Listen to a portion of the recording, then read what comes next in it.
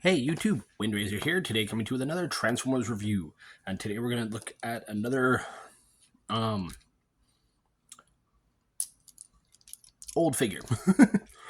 Today we're going to be looking at another figure from the Transformers R.I.D 2001 car robots line. We are going to be looking at one of the flip changers, pardon me, Skids. Now, I believe this is the only time,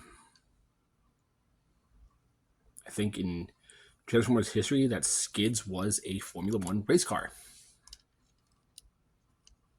But yeah, the story of this version of Skids is he came as a 2-pack, and he came with Decepticon. I don't remember what it was, but it was one of the G2 Cyberjets. And Tow Line, also being a flip changer, came with the other Cyberjet. I think one was Windsweeper, and the other one was something or another. But yeah, very. I do like this. I like the colors on this racer. It's got this nice bright silver. Pardon me, this nice, beautiful maroon-like magenta color. And he also has some other nice colors in his robot mode. But very nice. Even the Autobot symbol is a nice magenta-like color. Very shiny. Aside from that, it's basically one of the original one-step changers.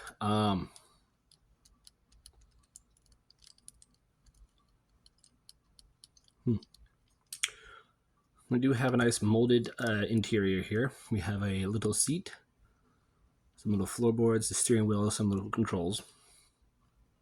Mine's a little dusty here in the wind fender and vents over here on the sides. The maroon stripe on the side, to me, looks to be hand painted very poorly, but that is the nature of the figure. But yeah, very cool figure. Very cool vehicle mode. I do like this.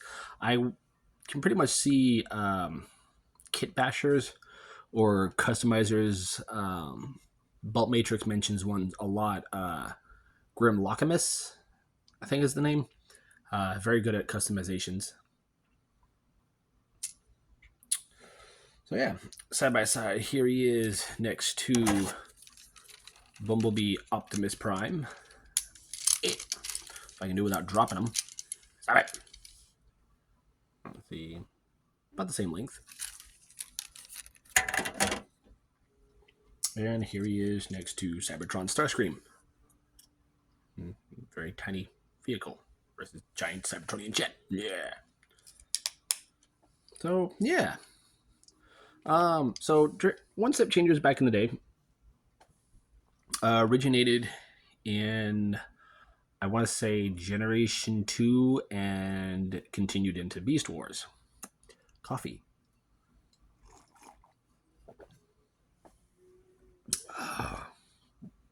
It's been a while since I've done a review with coffee. Sorry for the noise in the background. It's someone on their motorbike. But they were very simple. They just had one step. It was whatever was in the alt mode, that was the step for the transformation. And in his case, it is this long bar here where the fender or the wheels sit. So what you do is you come down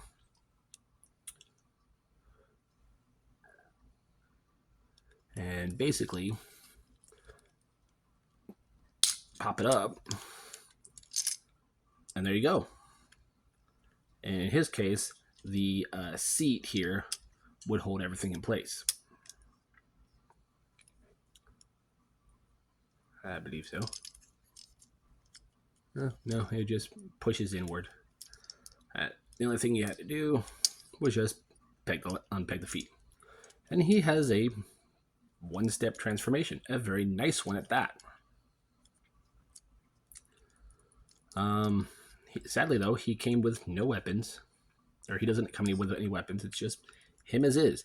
Now, in the show, he thinks he's the race car driver because the car he scanned was owned by a dead Formula One racer, and he believes the spirit of the racer is within his spark, and they're basically saying, "Hey, do this. You have to race. I have to race." So he always has the urge to want to race, just like Towline has the urge to follow orders and tow random cars. Same with Prowl. They all take their jobs on Earth very seriously. But here we have him in his robot mode. Very nice robot mode. And again, with the beautiful light piping.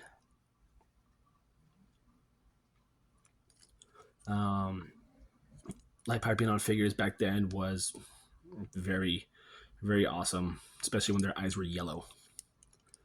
But we do have some nice teal now in the robot mode.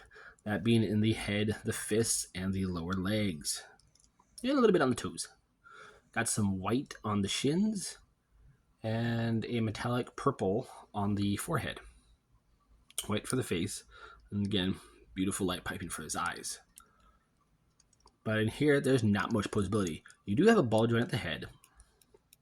So you can look up and down, left and right. There's a ball joint at the shoulder, although where the wheels are, it's very limited.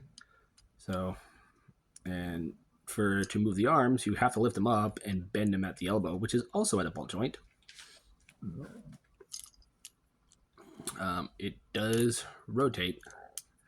There is no wrist articulation. There's no waist articulation for all one-step changers. There's a ball joint at the hip for going out. Doesn't go back far. Only goes forward about that far.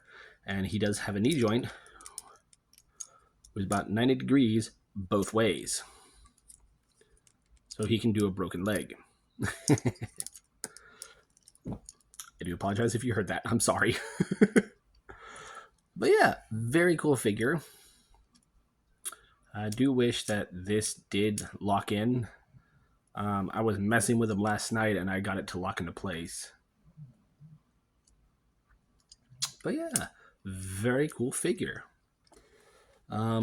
Side by side comparison, the only one I have available to do that is Needle Nose, and he's holding my phone. So I'm going to bring out, if I can grab him. Okay, phone doesn't fall. Here he is with Vector Prime. He's a tiny little dude.